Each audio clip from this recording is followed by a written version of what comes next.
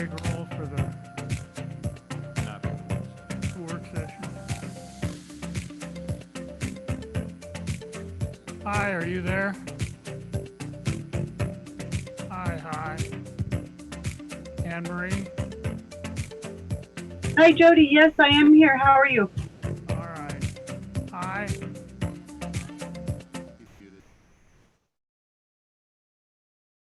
Well, then how do you know he's here? Well, who's on the left corner? Oh, Hi's not on yet. Oh, sorry. I need my distance glasses. You've lost all credibility.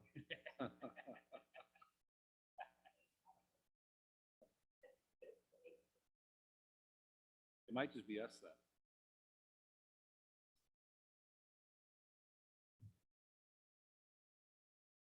It's 1 o'clock, so perhaps we should begin.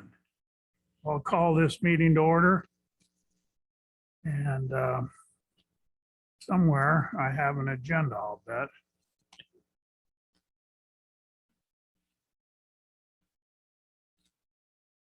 I don't see it. I'm trying to find mine for you. Chase, how are you? Good. How you doing? Hi, Chase. Hey. There's coffee, sodas, and whatnot Oh. back there.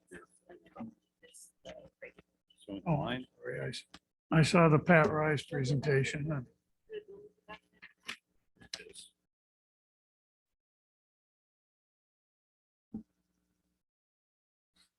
oh, let's wait just a minute.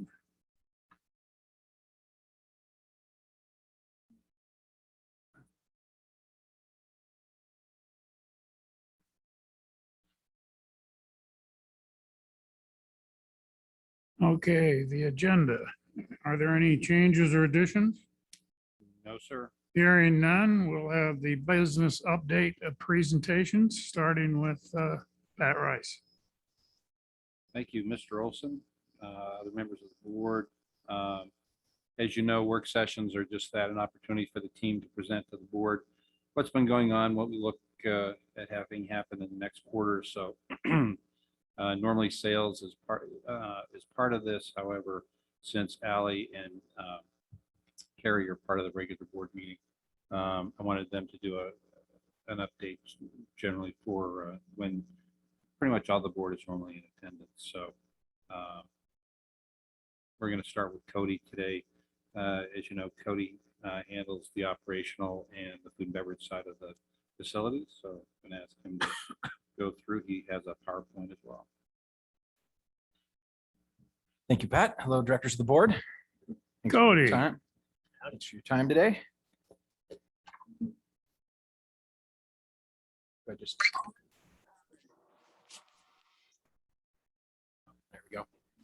All right. Well, I'm just going to kind of go through a few things on the event side here to start out, highlighting our previous quarter of events. We've done quite a bit of business, and this is our larger groups that we've had in over since pretty much July. Idaho Healthcare Association for about 340, State Bar. As you can see, the numbers are pretty significant on these groups. So staffing is our biggest challenge right now, but we've been able to successfully take care of all of these clients in these guests. One of them is the offsite dinner for 700 at Albertsons Open. So that's that photo right there is most of our team. Pat's in the middle there helping. We're leading a meeting with the group as far as how we're going to service the event that night. It was awesome teamwork. Cool to see kind of everybody from all different levels, all different positions, different departments come together to make that happen. I know me and Pat did, I think Pat did an 18-hour day that day, and I was quite exhausted by the end, but we made it to the very end and we were still on our feet somewhat. So again, the rest of the conferences that we've had in the quarter have been pretty significant. Just had the Jaden DeLuca Foundation ball for 540, Pacific Northwest Clean Water Association, a conference for 325, dinner for BVEP for 500, and then just recently Dress for Success this last weekend for 570. All have been able to be serviced at the same quality and the same level that we've been able to deliver in the past. So those clients are very happy with that service. Happy to see everybody kind of come together as a team as across the board. And I'll speak to that a little bit later about the culture. Any questions on the events for this last quarter? And I noted several weddings down here, and we got the Down in Millen wedding too, which was Anne Marie's daughter. So I just put that one on there for fun to highlight that. Congratulations again, Anne Marie. And then the Tunis and DeGroot wedding, 440 people, Harrison Bullock for 550. Both were off with success. So questions to any of the events for the last quarter at all? Okay. As we look forward at Q4, again, we start to see what we kind of have as far as the larger groups as well. Treefort Music Festival, which is going on right now. They're moving into the West Building. It's about 400 people for Hackfort. There was originally a component to that, which was a gaming convention component, or that part dropped off due to COVID, and that was kind of a little separate from Treefort, but they did piggyback on the Treefort booking, and we're going to try to tag team that together as part of that Treefort event. So that gaming convention piece fell off there, but still the Treefort Hackfort piece is maintaining. So we're happy to see that moving into the building. Association of Counties is coming in shortly. IBR Woman of the Year is a dinner that we've got coming up this weekend, or no, start 2 weeks from now. University of Nevada football I put on there. That's one that we're helping Grove Hotel out. They can't accommodate them for one of the meals. So we're serving 100 football players, which is more than 100 people normally eat. So it's a good piece of business for us. And then obviously some more convention type 2021 Max, the Northwest Credit Union Association is meeting. Going down this list again, the Boise Metro Chamber Gala, I would make a note on that one. It says 700. Right now, we're working very closely with them because they're doing something similar to what Treefort and others are looking at doing, which is the vaccine requirement or a negative COVID test and the ability to space them out. So it might be closer to 550, 600 by the time we get done with the social distancing of that group in particular. ITC at 800, Bishop Kelly again at 800 in November. So some time to get to the staffing levels. Those 800 ones are the ones that are going to be all hands on deck, in particular from our staff, to make sure that we can service them at the same quality and the same levels. I just What's the, highlighted. Yep, go ahead. Excuse me, Cody, what's the capacity of the large? The biggest ballroom. Yeah. Depends on how you set that room up. So capacity for a theater would be above 3,000. If you're setting up rounds for seating to feed them, 1,000 comfortably. That's even without a stage or any kind of AV going on. That's just feeding them. So again, So Bishop Kelly, it'll be full. yep, those 800, 900 is usually a pretty big gala set that we do. We can get up to 1,000, but that stage again is the component, how much they're doing on the AV side screens. Are they flown or are they on the ground? All that can impact your max capacities inside the room. So Thank you. I did highlight the short-term local event demand because it remains very strong. We continue to see short-term bookings from Simplot, Dairy West, and Allied pretty frequently. I mean, this is every other week I see something come through from Simplot and Dairy West, it seems like. So these are great pieces of business. They're taking advantage a lot of times of either auxiliary rooms or our boardroom up in 200. So that new space is coming into use for these groups quite well. Again, I just highlighted that because it does seem that even if we have a group drop off due to COVID, these get filled in pretty on the short-term bookings. Yeah, they're not as big, but they are still great pieces of business and great clients to work with. The event safety and security and COVID updates, I kind of just touched on this at a high level. On the safety and security side, some changes that we did to the structure of our organization. We moved the security directly under Pat Rice, the executive director. That was actually kind of Brandon, our safety security specialist at the time, has gone through significant amount of training through IAVM, through AVSS. And a lot of the security departments through other convention centers report directly to the top or to HR. It alleviates any issues with, he was reporting to director of operations prior. So if there was something in the operations department, security related, Brandon would have to be working with HR, possibly Pat, and then be leaving out that director. So we saw this as a clean, direct line to be able to have security directly report to the top. So with that, we promoted the safety security specialist, Brandon Doty, to the safety security manager.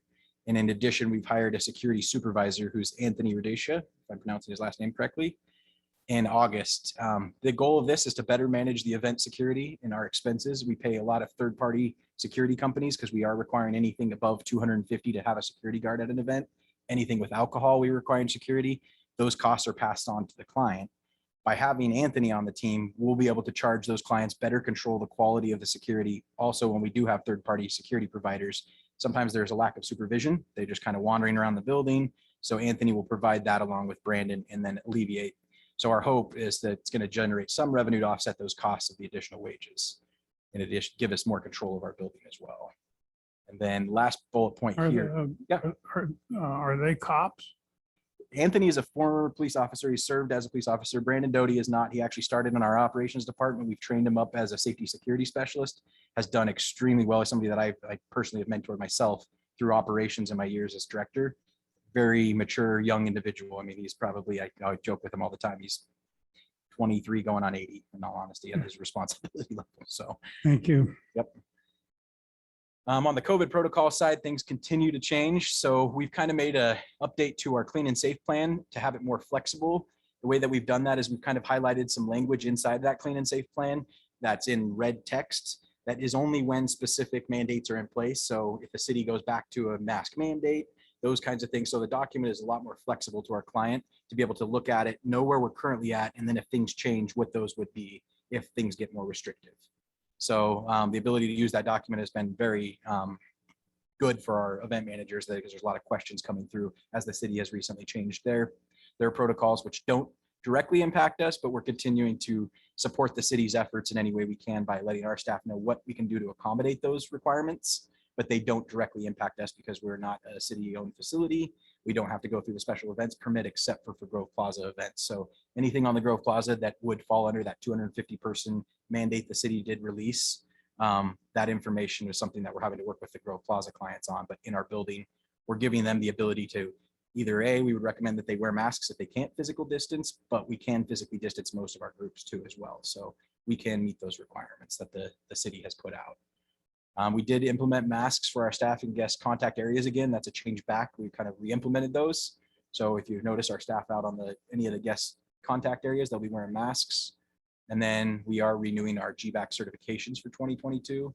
That was something, there was a lot of talk and I'll speak to this at the very end of my presentation, but when I went to IAVM Venue Connect in Atlanta, there was a lot of talk about what the value of GBAC is.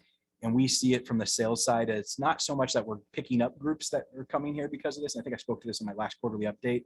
It's the idea of groups that have already booked with us, being able to maintain their vendors and other people coming to those events. That piece has been a key part, is they're looking to, okay, how can I tell my boss or my organization that we're going to a place that's doing it safe and right. So I think that GBAC certification continues to show value. And then just Have we had an event yet that requires proof of vaccination? We have not. Treefort would be the closest, but they didn't require it inside of our building. And then we are working out on the Grove Plaza, like I said, with several events. One of those, the BYP Gala, is coming up, and they are going to require that.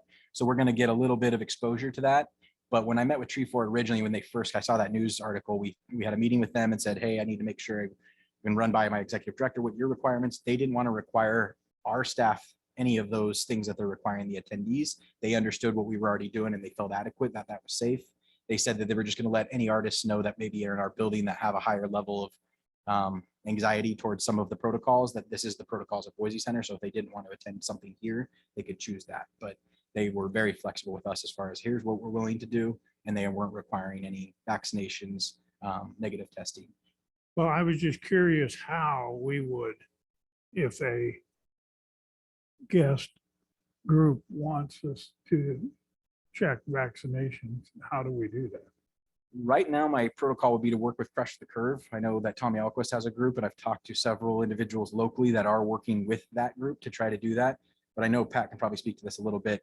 We've looked into purchasing the test machines, the rapid test machines. They're $12,000 to $14,000.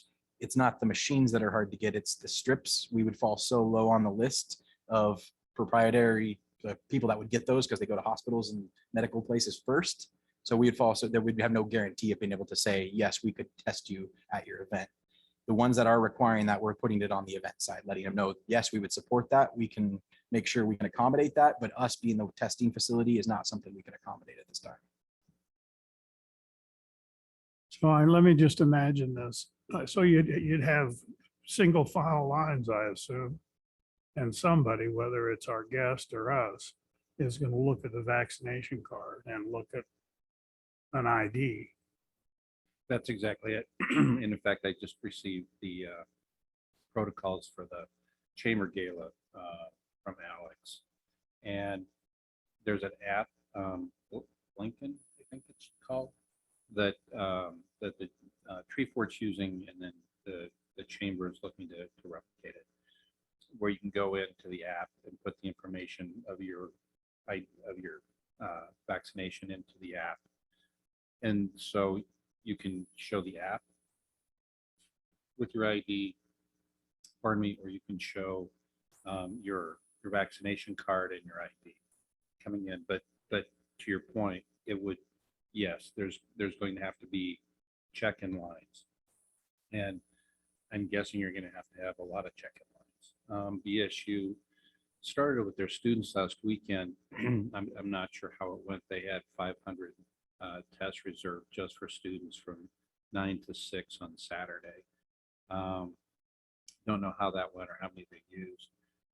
For future football games, they're going to require the same protocols, proof of negative test or verification of vaccination for anybody attending a game. That's going to start October, I think it's the 2nd. So long-winded answer, but to your point, it would have to be checking lines. Thank you. And I did just drive, actually coming back from my Kiwanis Club meeting here, I drove past the Treefort line, so I saw how they were doing that. And they had about 15 to 20 people backed up in one line that said digital and another line that said analog. The analog line was a lot further backed up. And so I'm assuming those, it looked like if you went on the app, you were going to the digital line to go get your wristband for the event. And then those that were on the analog were providing, I'm assuming, their vaccination card or negative test and then getting wristbanded that way. Probably a lot slower. I would assume several events are going to kind of take best practices as they look at what's working, what's not working. The app, I think, is going to speed things up, though, for sure. Thank you. Sorry. Mike, yeah. I just find it so fascinating. Do you have the sense that there are events where, I mean, where they want to, or it sounds like it could be something that we're going to ask for that. Is that something we could advertise, or something we're comfortable with, or is that not I don't know where any of that goes. So The challenge to advertising that is our availability to get a third party. And so, as Cody alluded to, I mean, we looked to buy the machines and they're like, oh yeah, we'll sell you as many machines as you want. We're getting the vaccination strips, probably won't see it. And we just didn't want to set ourselves up, and we'd be doing the same thing if we were to even advertise that. That's why, you know, we need to put it back on the client. Now, Bob Batista, who runs the Expo Idaho, when I was there for a couple of concerts, what they did is put sort of a bubble around the band in the stage area. They got, regardless of your vaccination status, they were tested every day. Again, this was for the band area. So that group of people had to be tested every day, wear masks, and then, you know, gloves and other protocols, and working with or around the stage area. And they had a third party. The county hired a third party to come and do that. I think they were out of Utah. So it was just for his staff that they did that. But they didn't require any other or anything else for people attending part of it. So again, it makes it difficult for us to try to get involved with that. Until that availability comes more open to the general public, that's not something we're going to offer. We're going to push them to other solutions like Crush the Curve or the ability to work with the Blinken app or things like that that would help them be able to solve that problem on their own without Boise Center being there. Madam Chair, we are on the agenda Cody presentation. And obviously now talking about COVID protocols. Back to you. Welcome, Madam Chair.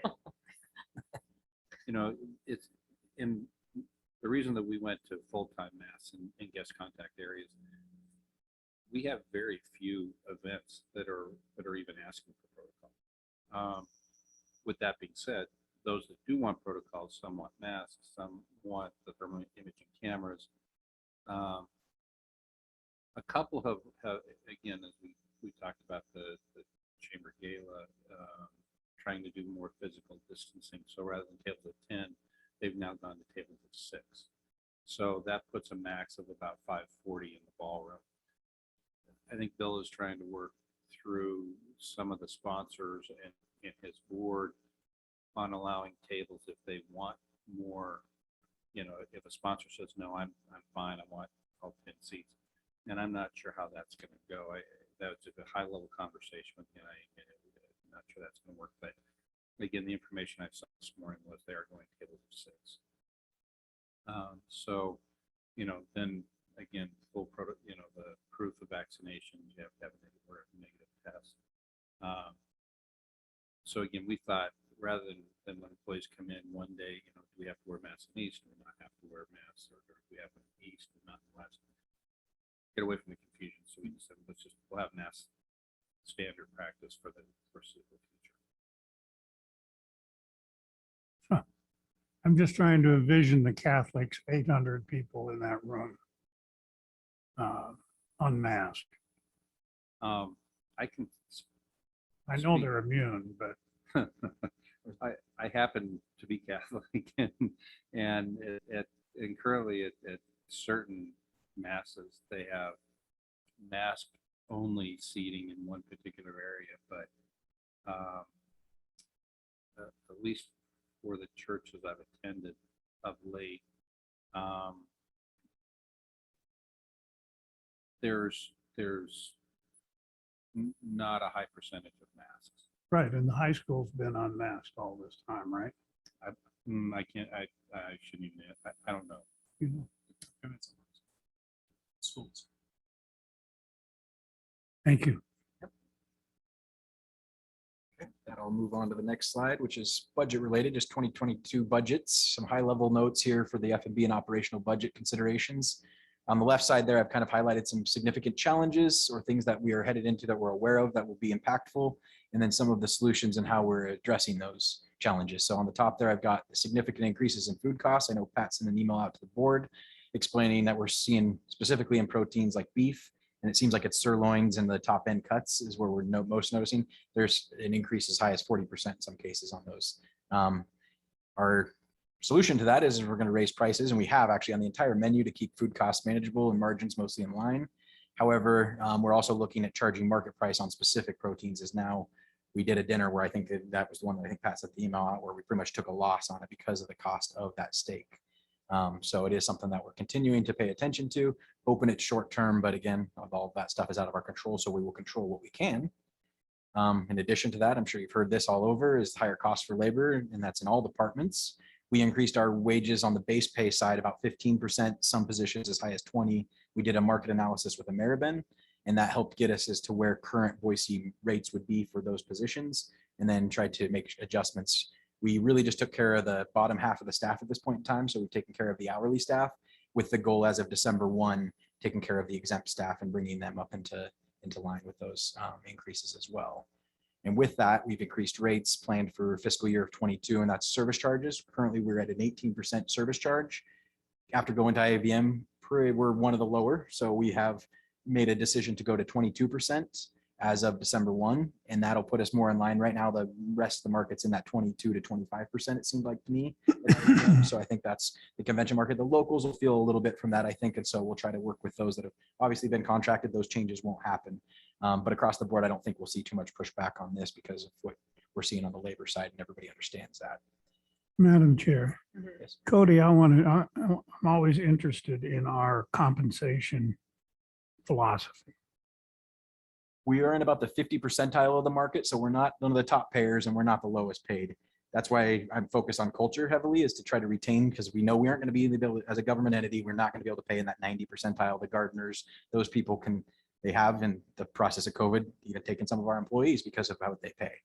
But at the end of the day, we really try to create an environment that's great to work in. There's upward movement for development, professional development for people. And that culture is really what we believe is kind of making the difference between that 50 to 90 percentile gap. But we are, in the way Ameriben does it, they give us kind of, here's the 25 percentile, here's the 50 percentile, here's the 90 percentile. And we've chose to stay in that 50 percentile of the market. And obviously you have to pay the variable labor at whatever rate you need to Yes. get it. But then I thought I heard you say you will go back and adjust the On- fixed labor as well, the salaried people who are here full time. Correct. Why? Those people have not seen an increase since December of 2019.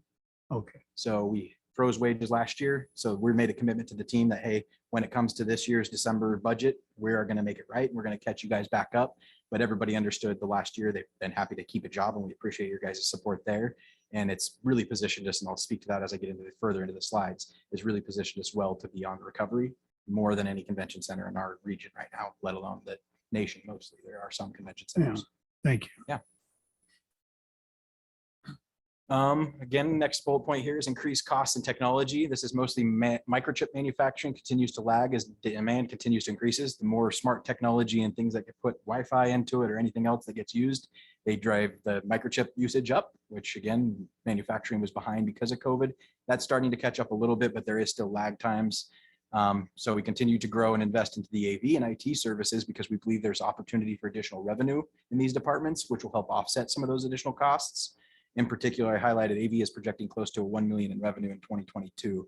And if you guys remember when we had Chris Morrison as a one-man team before, we were nowhere near that dollar amount. So in my time here, that has been exponentially going up every single year. And in 2019, we came pretty close to 1 million. Again, things out of my control because of COVID. I believe we should break 1 million. I don't want to put you on the spot, Chris, but in 2022, if things stay as what we're projecting currently. Remind me who pays us for AV. That would be any of the clients that use our AV. So currently we have if you want to bring an outside AV provider, we do charge $650. And mostly that's to protect people from bringing in their brother saying, I can bring in a screen and projector. And then they bring a big, tiny little screen and a not very good projector into a big ballroom. You can't see it. The guest experience is bad. Nobody remembers that Bill's brother brought in the projector. They just remember they were at Boise Center and couldn't see the projector. Yeah. So that protects us there a little bit. And then we are picking up several, I'll probably speak to that in my next quarter's updates. We've added over the last few years just because of our reputation in AV. We were able to do that studio and work with clients that we never were able to provide AV for them before. They were so impressed by Chris and his team that they have now booked us as their AV provider going forward. So good wins on that side of things. Increased capital expenditures with the aging Boise Center West and the addition of Boise Center East. I've spoke to that to you guys before. But we continue to be very strategic in how we're managing our capital expenditures. This year alone, we still have been under budget significantly, looking at how we can extend the life through preventative maintenance, taking care of our equipment very well. Our building is in very, very good shape. I know we got a Cincinnati insurance review that was a raved review about the quality of our facility and the way that we take care of things. So I think that speaks to our ability to kind of manage that budget going forward. And I know that those that are on the finance committee, Jody and Madam Chair, have helped us on that kind of capital budget. We've got 2 million in there this year. I'm looking at, after sitting down with my team and sharpening my pencil, maybe about a 1.6 million. And so that will help us bring us back closer into our margins that we've had before with profit margins. So that is one of my goals for this year, is to manage that budget very closely. Again, if we're having a stellar year and it's as good as what we're projecting, that'll be closer to 2 million because there are some things on that list that are, let's wait and see how the type of year that we're going to have. So You mentioned the insurance review. With getting that high rating, does that reduce? that does reduce our rates. So yes, that does help. And I think Amory could probably speak to that on her slide, but we did get a stellar review. It was kind of fun to walk them around here because I don't think they get that kind of experience when they walk to other facilities from what I listen to them saying and hear them talk about our facility and the way it's taken care of. So take a lot of pride in that, to be honest. Okay. With that, I'll just move on to some staffing highlights here. Staffing solutions. I spoke about this the last quarter, but we did participate, and that's what that photo is there, is we participated in BSU's job fair in August. We had an opportunity, and I think we had with each of the service departments, meaning operations and food and beverage, anywhere from about 30 to 50 people sign up on each of those sheets. Culinary continues to be, we had, I think, 5 to 10 by the time that we got done. We have hired several employees from that. Some of them have come through that Bacon app that I spoke about. That Bacon app is really kind of a Uber for the hospitality industry. So employees can go on and look for their scheduled shifts. They don't work for us necessarily. They work for Bacon. They're insured through Bacon on a workers' comp of up to $1 million. So it takes a lot of the risk away from us, and it gives us the ability to just put out, it's working really well for our culinary team or dish crew. So the stewards are very happy about the help that they're receiving from that app.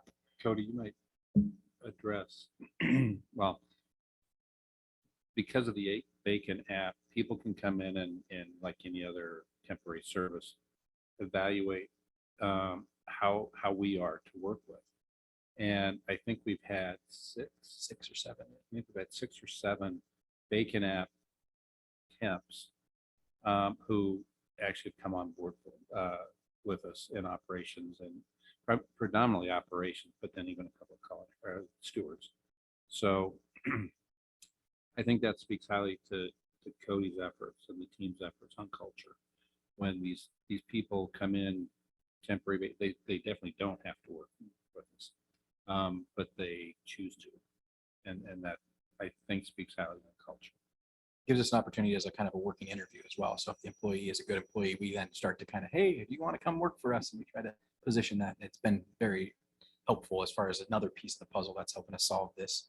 So down at the bottom, you can see the current staffing levels. I know this is a question I get usually asked. We're currently at 150. I checked that with our HR this morning. 150 total employees. 240 were prior to March of 2020. So it shows you kind of where we're at. We're not quite back to full.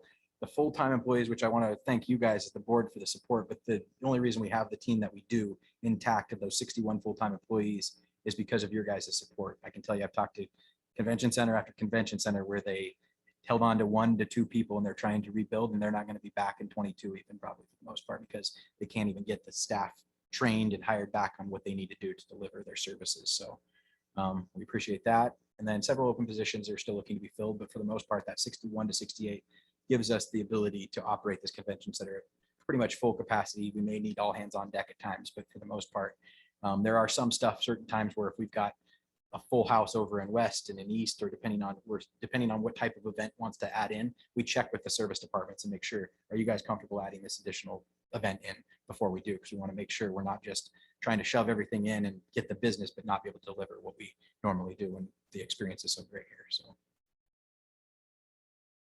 And I'll just kind of highlight the different positions or the different departments of where we picked up. These are all additions since July 1st that are all still with us. We've hired some where they've come on and either got offered another job or it wasn't quite what they wanted. These are all people that are still with us today. So you can kind of see. And then that picture is just a fun one for me in particular, because this was at the end of the night at the Boise Open, at the Albertsons Open. And the sprinklers had come on right before this. So we were loading up our very last load in the Penske truck. And the team, just if you look in there, it's hard to see because it's so dark, but they're all laughing and smiling. They're soaking wet because the sprinklers were hitting us, and we were hiding behind the truck, loading as much stuff as we could and waiting for the sprinklers to clear, and then jumping back behind the truck when it came back. And it was kind of a fun way to end the evening for us that were there for 16 or 18 hours. So that photo was kind of special to me. Speak about Wowgistics and the culture.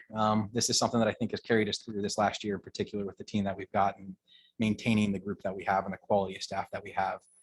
Every quarter, we recognize 3 winners for Wowgistics, and those are the 3. Ivan Johnson's from operations staff. That's his 2nd time winning this award, the quarterly award. Emma Phobes, it's actually her 2nd time winning as well. And then it's Ed Lay, our IT technician's 1st time winning this award. So kind of cool to see new names on there and also repeats. And I can tell you, specifically firsthand, I overheard Ivan letting the staff know that he won and just how much that meant to him. So again, I've spoke about that in the last quarter, what it meant to one of our staff members. It continues to be impactful. So Wowgistics is something that I think is a very smart investment, and I'll speak to that at the end as I get to my IAVM slide. But some of the projects that we plan as a committee, we've got our quarterly wow factor, and I put a couple pages. This last quarterly wow factor actually was about 4 or 5 pages, had a lot more information than that, which was awesome to see, because for a while we've kind of just had a little bit based on what's been going on. And we've got a note there from Pat Rice, our Rose Award winners, which I would highlight. We had Chris Lochner win the Spirit of Hospitality Rose Award. And then we had 2 additional finalists in Heather Oliphant in Manager of the Year. And then Shira Hotvet for attractions category. Those 2 unfortunately didn't win, but they were finalists, which the categories were very competitive from what I was told from Carrie Westergaard. So congratulations to everybody on the team for their victories in that, and also getting recognized for this, as I think speaks to our culture as well. We have an all staff meeting that we're planning for December. Rake Up Boise, something that we do as a community involvement for staff that wants to volunteer for that. We have that coming up. I think it's November 13th. And we have a new committee. We've had the same committee for about 1.5 years because of COVID, where we carried over the small group of people that were helping make decisions and keep the staff culture going. But we are taking nominations to rebuild that back up to almost a full-size committee for 2022. And then we are now collecting Rose Award nominations for 2022 because they're currently open. So the Wowgistics Committee funnels all that, and that's how we recognized Chris, Heather, and Shira. So. Might mention that Cliff actually is the Yes. producer of the Wow Factor. Thank you, because I would have forgot that, but I want to recognize his efforts, because this last Wow Factor was something that it finally was like everything came together, and it was such a useful document where I saw our staff talking about what was in there. It was informative enough, and it had a mixture of fun information along with informative information that the staff actually was reading it. And I know sometimes those newsletters for employees can be just put on a desk and set to the side. But Cliff's efforts, I think, are really being recognized in the way he put this together this time. So with that, I'll just kind of briefly touch base on the IAVM Venue Connect. I know Pat did it in his previous, one of his previous reports to you guys. My key takeaways for myself were many venues are raising rates and service charges. That was a key topic amongst everybody across the nation. If they're not raising rates this year, they're looking at next year, or they already did it in 2020 just because of what was going on. Every venue is struggling with labor, and that was evident to the venue we were even at. Everyone is struggling with the increasing costs, so that food and technology was a big topic in a lot of our breakouts. And then we continue to be a leading venue in our recovery post-COVID among our industry partners, and specifically in the region for convention centers. I know that stadiums and some of the arenas are coming back on board in the region, but as far as the convention centers, they are very, very, very dark for the most part. And I spoke about this in previous slides. Proof of vaccination or negative test requirements were being requested by larger events or conventions, so that was a big topic. And then many venues are looking for newer additional revenue streams by charging for more services. So such as taking on an in-house AV was talked about by several, and I was helping answer some questions based around that. And then the last bullet point, I can't speak to it enough, but just culture and the quality of staff really matters in hospitality. That comes from not so much the convention center experience as much as our hotel experience when we were there. 2 to 3 hours wait time for paying a bill, 2 to 3 hours wait time for getting a drink. Some people standing, literally managers standing at the check-in for where people were coming in, where a maitre d' normally would go and check on people, just standing around. So it's noticed. And the nice part is our group in particular is very hospitality driven. So we were very nice to the servers and very patient to the servers, but it is very noticeable when you've got staff that are not trained, they're not capable of taking care of your guests. So we appreciate your guys' support on that. Was that at a hotel or convention center? It was we stayed in a hotel that it was a Omni hotel in Atlanta, in downtown Atlanta, and it's connected directly to the convention center. So we actually were at the convention center there, the World Congress. With that, I'll take questions. I know I missed the COVID stuff. Huh? I missed the COVID stuff and I apologize. That's right. We're not impacted by the city. No, we're really trying to support their measures because I think we can accommodate one way or another. If we can't physically distance, we can require masks. We're falling short of mandating, but we're trying to support the city. That's kind of how we've been approaching it. Okay. Thank you guys for your time today.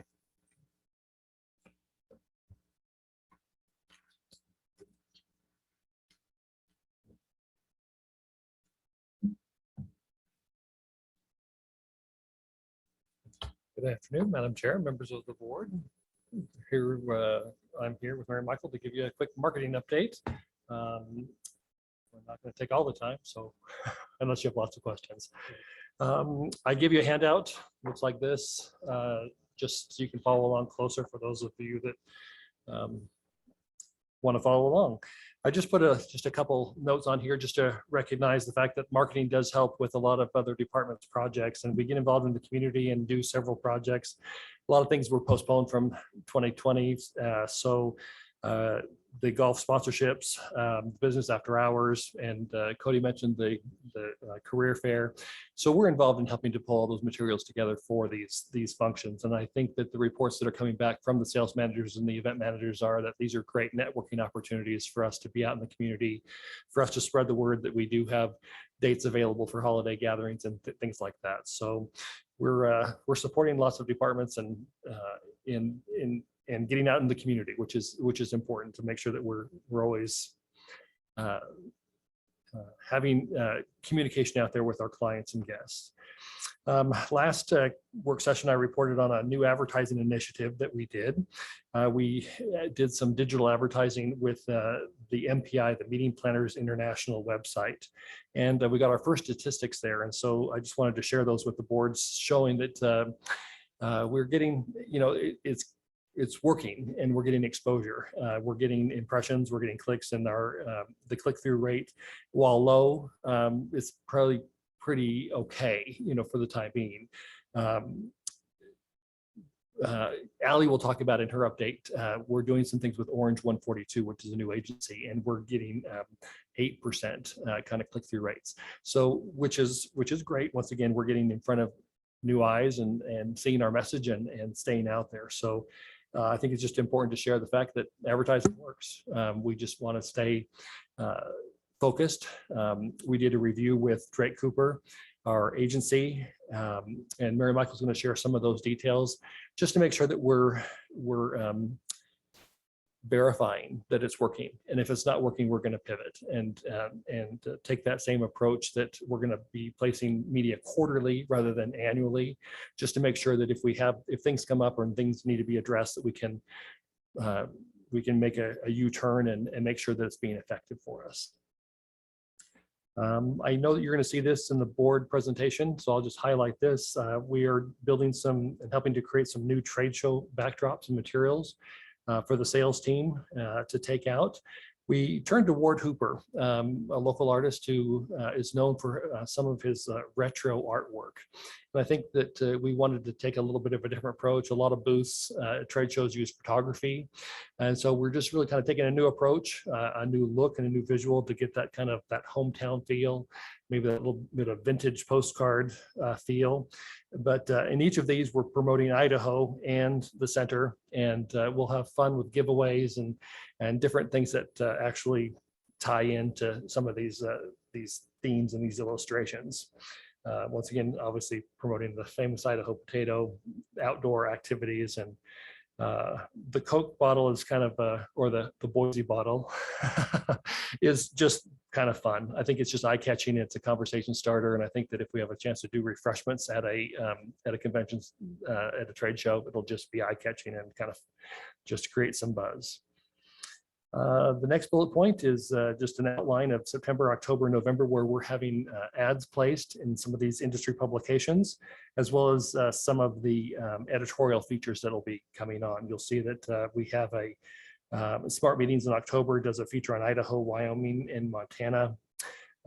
Successful Meetings will do an Idaho feature, which we will have editorial in. So once again, most of our placements do tie in with editorial, trying to get the story told and the visuals present. So on the reverse side of the flyer, I've listed out the marketing plan timeline, sent an email out to the marketing committee, and let them know that we are in full swing on this project, just to review, refresh, and update the marketing, communications, and sales plans for 2022. We'll have those to the marketing committee here in very soon, so they can review. That's Chase, hi, and we'll also copy Kristen and Pat just to give an overview and appreciate your feedback if you have any. Then we'll present that at the October board meeting to the board for final approval. And Allie, Mary Michael, and myself will probably take a few minutes during that session just to give some highlights of what we'll be doing in 22. The final bullet point, I just wanted to highlight a few projects that we do have coming up. One we've started already, and that will be coming up in our 2022 budget. We have several videos that we need to produce. And basically some of them are refreshing because it's just time to do a refresh. On our website, there's a small video reel that has been playing now for It was 2016 when we filmed it.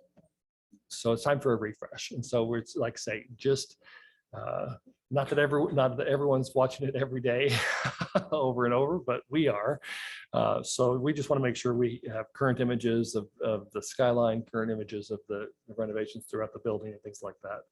We'll also want to change the video on the curved video wall in the main lobby. It's just time for a refresh there. The sales video also needs to be updated. In fact, it's the same video that's playing on the curved wall. So we just want to create a couple of different videos. The one in the lobby really just promoting more of a highlight of things to see and do in Boise, and kind of more of a welcome to those out of town guests. And then I'm working with HR to do a video that we're calling a recruitment video to help highlight what some of the positions are at Boise Center. What was recently shared and why I think we're diving into this one is that a lot of people I want to apply for operations, or I want to apply for food and beverage, but they really don't know what that means. They don't really know what a stage, maybe what a stagehand is, or wait staff, or a dishwasher. It falls under these big umbrellas of operations and food and beverage, but we want to show staff and people at work doing these different jobs, and they can say, oh, I can do that, I can do that, just to educate. And so we really want people to hear our mission, see our core values, and just get a highlight reel of what it's like to work at Boise Center. So that's the one we're working on now. So if you don't have any questions for me, I'll turn it over to Mary Michael and let her do a couple updates for you. And she has some slides to go through. One comment. I don't know if it actually is valid at all, but on this first picture, first thing that I noticed, I thought was smoke. It is the potato and it's steam coming off. But I was like, wait, do we want to highlight smoke in the valley? Not this time. So yeah, just comment, but It also highlights if you look up, the 8th Street path up the hills. Yeah. It's to Could be mimic a that. trail. got it. I like it. The first one, the potato, has been produced. It actually has been used at one trade show so far. So I know that it got a lot of feedback and a lot of conversations. So, with Kay Dillon at the trade show booth, you got to have fun. So, but yeah, that one, the other two are going into production here soon, and we'll have that. That'll be part of the 21 budget. So, A question about, I guess, I know, successful meetings, smart meetings, those are national. Are you focusing regionally? Where are you kind of focusing to place ads now? well, that's a good question. The publication that's Meetings and Events Northwest, or Northwest Events, they paused publication. And so they're coming back this fall. So we have a series of ads placed in several of their publications. That's probably the biggest one that we have a lot of success with. But yeah, the other publications have carried on, but they're the only ones who took a pause. So we're glad that they're coming back. And then with all the new nonstop flights, have you done anything in those areas that are kind of waiting to see? Hint, hint, hint, hint. Should we have some good news to share? Hint, hint. I will say, I feel like I'm a little bit far away from this microphone. The one thing that we're missing too is the airline publications. I mean, we used to, really rely on Horizon, Alaska. They used to do great features, the business, publications that there, but they've all disappeared. And we won't see them, I don't believe, coming back. And for us, the smart meetings when they're doing, or meetings and conventions, who did one this summer when they're doing an Idaho feature, or Montana and Wyoming, will oftentimes get the opportunity to be interviewed for an editorial article and have an ad. So by purchasing the ad, typically they will go to the advertisers to interview you or ask you for thoughts or updates within an editorial article. So you kind of get a double bang for your buck.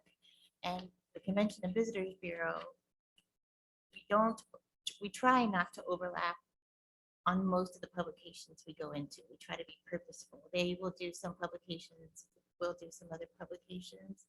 And in some of the digital media campaigns we'll talk about, I'll share some results with you. We did similar when we restarted this past spring. So I'll delve into that if that's okay. The direct flight information will be part of Ally and Carrie's presentation. So this is Boise Center specific 2021 paid digital media campaigns and Boise Center website usage update. And this is from August. The data is from August 2020 until August 1st, 2021. So we're doing August to August for the past year. Digital media, paid digital media ads in front of you are a significant driver of website traffic to boisecenter.com. Looking back on 2021, we approached the year strategy-wise quarterly, and we did that because we needed to be able to adapt our messaging and where we were placing those ads geographically based on what was happening in the current health situation, and then limitations on gatherings. Our first digital campaign was the Yes, We Are Open, and this was placed in the Treasure Valley digitally, and it started running in February, and it was highly successful at helping people to know, yes, Boise Center is open and you can book meetings and events. tied back to a custom landing page on our website and a lead contact form. Down below that is a regional ad that was started in mid-February. And the reason that was started in mid-February is that's when the city allowed events of up to 50 people. So we stretched our advertising to go beyond just the Treasure Valley. We placed it within 350 miles of Boise and larger cities. For physical space, virtual options to communicate, we have options to do virtual as well. Later, we added in May, this was the CVB and the center both relaunched our primary campaigns. And these are where we put our larger amount of dollars and we're going into direct flight markets, we're going into regions, and we're purposely prospecting and targeting meeting planners and people with titles pulled from our databases that we know our clients and contacts we've worked with in the past, and we're looking for similar people online searching for event centers, convention centers, meeting venues. This year, we did that ad campaign regionally and nationally in some direct flight cities, and you'll see the results in just a minute, but it was successful. On the far right is a search ad, and these are mostly effective somewhat on mobile, and Pam can attest because it has a link to call the main phone number. She's the beneficiary that answers a lot of those phone calls that come through for us. But our digital campaigns, our goal is to create awareness and to generate leads. In the past year, digital media campaigns paid represent 49% of the website traffic that's come to. The users that have come to the website, 49% are a direct result of paid media ads. So it's a very important part of our marketing plan. Oops. Let's take a look at the geography. In the past year, the users to our website from paid media ads, these are the top 15 cities. Boise, #1 at 13.9, Salt Lake, 4.6, Meridian, 4.6, San Antonio, Texas, 4.4, and Los Angeles, 4.0. It's clear here, we can see the tie back to both the local campaign and the regional campaigns that we are getting traffic and we are getting people to click on those ads and come to our website. The others that you see are more than likely Denver, Chicago, Houston, Las Vegas as a result of our national ad campaign. You can see a hint here at that part of our area where we really want to be is in that Northwest and in the Intermountain West with our advertising geo-targeting is what that's called. And these are just visitors, percentages of visitors coming to the site as a result of the ads. Now, the next step is tracking the results of these ads. What we want is the people to click on the ad, peruse what they're looking for, and it might be they're watching a video. It might be they're going to a page that we link them to that's about Boise Center is open, and they see questions about our health protocols, or are you hosting wedding receptions? They may be going to our plan page targeted at meeting planners and calling our director of sales. So here you're going to see the top 10 cities where we're seeing SEM conversions, which is search engine marketing conversions. Search engine marketing is a digital strategy that we use and employ to increase the amount of visitors coming to our site. It's tailoring where we're putting our ads, who we're directing them to, what keywords and what pages they're going to really maximize who's seeing our ads.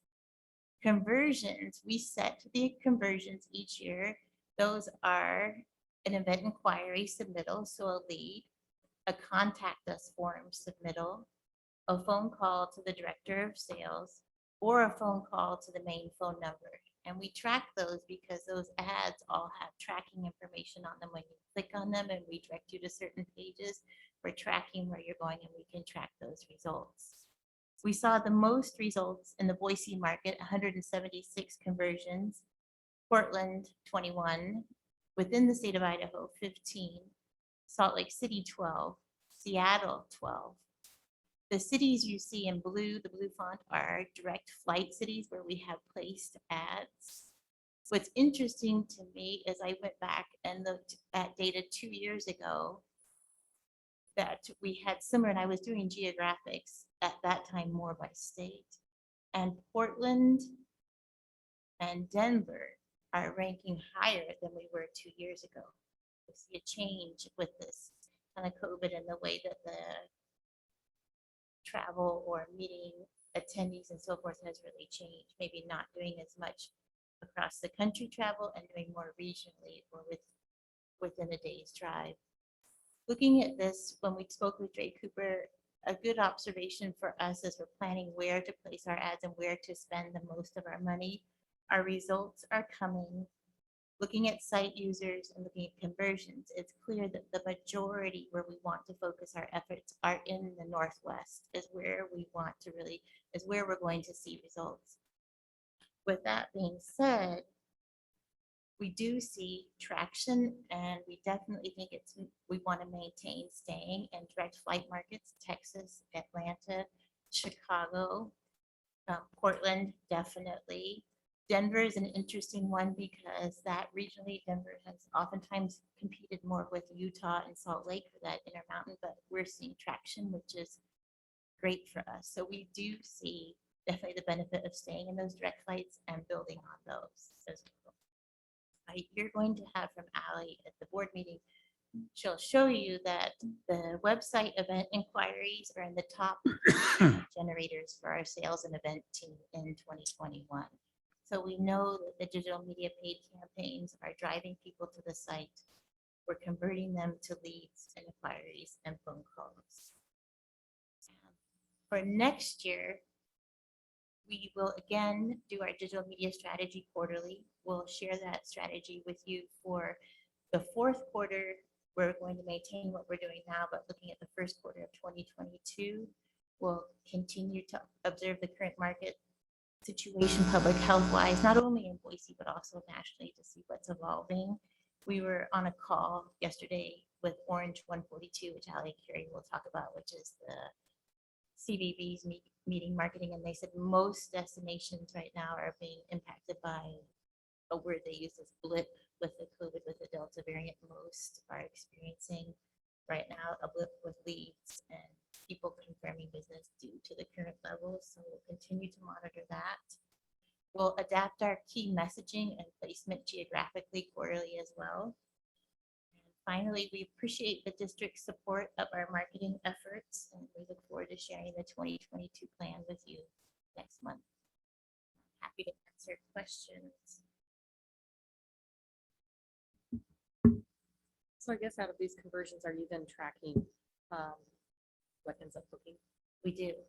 And, we do. I don't have it with me today, but I can get you that data and get you that information. But yes, we do. And our Yeah, because I know that but with the sales, kind of trying to track where those originate from. See what's being most effective. Exactly. Ally just put a report, sent me a report this morning, which I saw she'll show you for year to date geographically where we're receiving the most RFPs, where we're booking the most business, the sources of those business, whether they're seeking new cities, rebooking due to COVID, where those leads are coming from. And she does a deeper dive into that. Yes. So do you feel like you're getting more comfortable on where business is coming from and where you can invest more dollars? Yes. Yes. I think as disruptive as COVID has been in 2020, because when it first happened and we were staying at home in March, April, we paused our marketing, our advertising efforts, because at the time the nation was at home and it was kind of seemed as poor a taste to be advertising for people to travel. So the CVB and Boise Center, we halted our advertising. And also we would have been throwing our money away. So we halted from, I would say, April 1st until, I would say, August, September. I can't remember off the top of my head. It was quite a while until we got back to a health point where we could restart. We restarted in September regionally with physical space, virtual options, and then in November, Idaho moved back to, help me remember, what is the stage when it's only 10 people? I can't remember again. Stage 2. That was November, and that's when we decided let's finish our year advertising our budget, but not put more money into the pot for digital advertising, and we didn't go back in until February. So 2021 has been a more stable advertising year for us, or has given us, even though we've still health situation rock and rolled, the vaccine rollout, and I know Anne Marie shared the second quarter, the optimism with the vaccine rollout, and I think we really did see quite a bit of planner optimism in confirming and signing contracts and sourcing new business quite a bit. I know Ali and Carrie would talk about that too. There was a surge. I heard them say yesterday there was a surge in RFPs in June and July to the CBP, much more so than that. So it's ebbed and flowed, but 2021 overall has been a more stable year for us. Marketing wise, not good. And the local events within the state have really helped support our revenue efforts. And I know audiovisual and the hybrid and the studio has been a huge home run for us. Keep monitoring it and adjusting as we go, right? We are, and it's interesting because I started hearing people say a few weeks ago, I think we're going to be living with this for quite a while. I think but it's okay if it's, as long as it's manageable, then it's not quite as volatile for those of us. Yeah. But working with this. Yeah. Thank you very much. Thank you. Any other questions? Anything else? Okay, Thank you, Madam Chairman, Yeah, members thank of the board. adjourned. Guess we're rolling right in. Yep, let me know when you're ready.